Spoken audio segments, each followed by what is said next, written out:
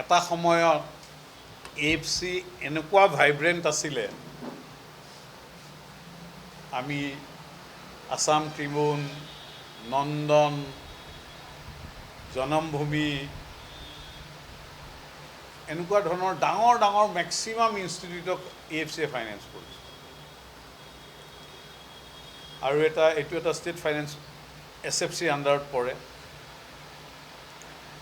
বিভিন্ন সময়ত বিভিন্ন কাৰণত AFC লাহে লাহে যিটো গৰিমা আছিল AFCৰ সেই গৰিমাটো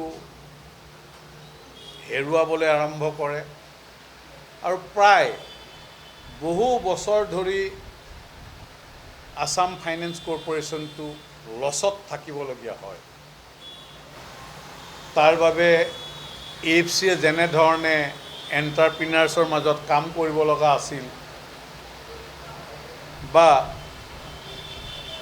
এমপ্লয়মেণ্ট জেনেৰেশ্যন কৰিব লগা আছিল এই কামবিলাক AFC ক'ৰবাত নহয় ক'ৰবাত থমকি ৰ'ব লগা হ'ল আপোনাক জনাবলৈ পাই মই সুখী হৈছোঁ যে যোৱা আগষ্ট মাহত মই জইন কৰিছোঁ মেডাম আৰু মই একেলগে জইন কৰিছোঁ আৰু বহু বছৰৰ মূৰত আমি এইবাৰ লাভৰ মুখ দেখিবলৈ সক্ষম হৈছোঁ AFCয়ে বহু বছৰৰ পিছত এইবাৰ প্ৰফিটৰ মুখ দেখিবলৈ সক্ষম হৈছে যদিও আমাৰ বেলেন্স শ্বীট পূৰা সম্পূৰ্ণভাৱে ফাইনেল হোৱা নাই কিন্তু আমি মোটামুটি এইবাৰ প্ৰথমবাৰৰ বাবে আমি প্ৰফিট কৰিবলৈ সক্ষম হৈছোঁ অকল সেয়ে নহয় আমি AFCক এটা নতুন ৰূপত সজাব বিচাৰিছোঁ তাৰ বাবে আমাৰ যিমান লেণ্ডিং পলিচি আছে বা আমাৰ যি ৰিকভাৰী পলিচি আছে এই বস্তুবোৰ আমি সলনি কৰি পেলাই আৰু বৰ্তমান মাৰ্কেটত যেনেকৈ যি ৰেটত ইণ্টাৰেষ্ট ৰেট চলি আছে আমি সেই দ্বাৰাই আমি উঠি অহা এণ্টাৰপ্ৰিনাৰবিলাকক আমি সহায় কৰিব বিচাৰিছোঁ গতিকে এই ক্ষেত্ৰত আপোনালোকৰ আমি সহায় বিচাৰিছোঁ আমাৰ উদ্দেশ্যখন এখন যাতে আমি ভাইব্ৰেণ্ট এণ্টাৰপ্ৰিনাৰশ্বিপ ৱৰ্ল্ড গঢ়িব পাৰোঁ অসমত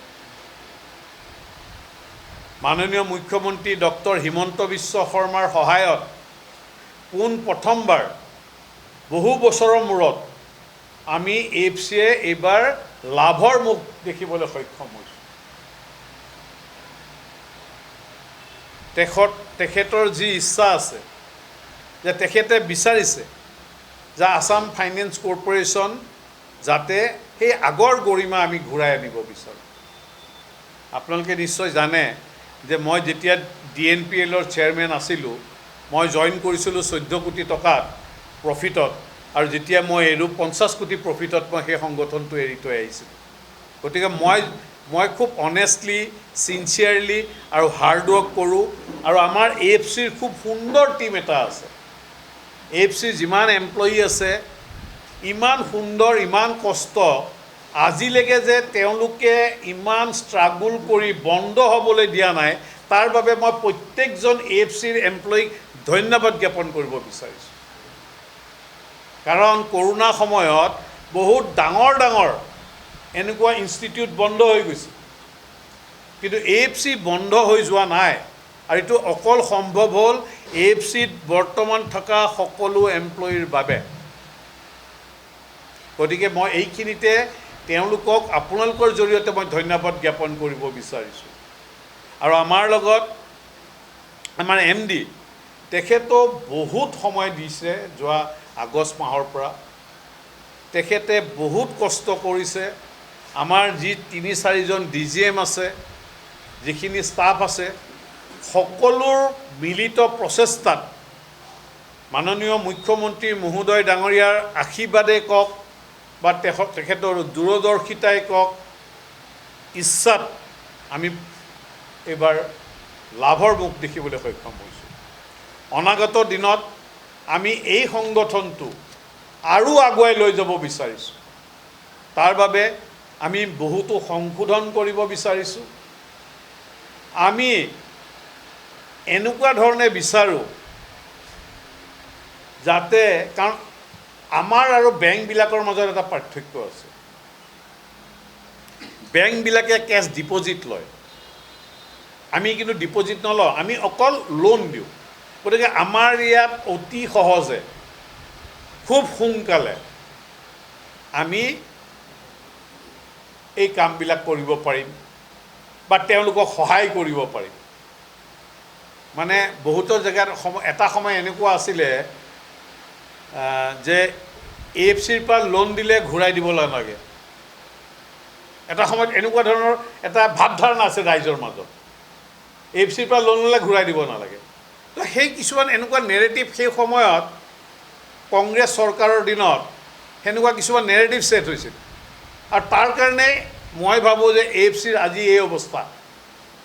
আৰু সেইকাৰণে বহুত বেড ডেপ্থ হৈ গৈছিল, বহুত লোন NPA হৈ গৈছিল। আমি তাৰো কিছু পলিচি আনিছোঁ। আমি সম্পূৰ্ণভাৱে এক নতুন সংস্কাৰ কৰিব বিচাৰিছোঁ।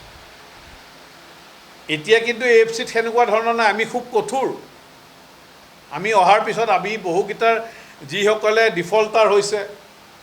যিবিলাক ইণ্টেনশ্যনেল ডিফল্টাৰ, তেওঁলোককো দি পেলাই আমি এতিয়া সক্ষম হৈছোঁ এইখিনি ৰিকভাৰী কৰিবলৈ। আমি কোনোবা ডিফল্টাৰ আছিল, আমি তেওঁৰ যিখিনি কাৰোৱাই কৰিব লাগে, তেওঁৰ আমি মাটি আমি সেইখিনি বিক্ৰী কৰি পেলাই আমি আমাৰ পইচা ৰিকভাৰী কৰিছোঁ। আমি সেই ক্ষেত্ৰতো কিন্তু খুব ষ্ট্ৰংলি কাম কৰিছোঁ under the leadership of MD লয়া মাধুৰী ডাঙৰীয়া।